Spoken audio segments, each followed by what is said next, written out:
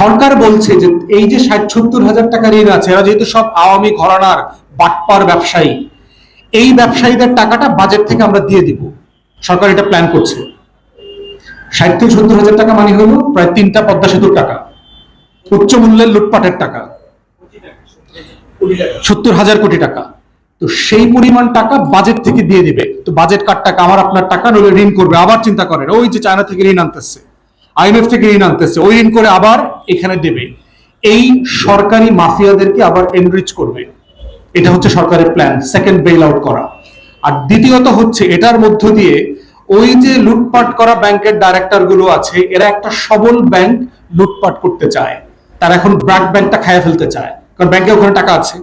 এই যে 8টা ভালো ব্যাংক আছে, এই 8টা ভালো ব্যাংককেও নষ্ট করে টোটাল ব্যাংকিং ইন্ডাস্ট্রিকে আমাদের কলাপস করে দিবে।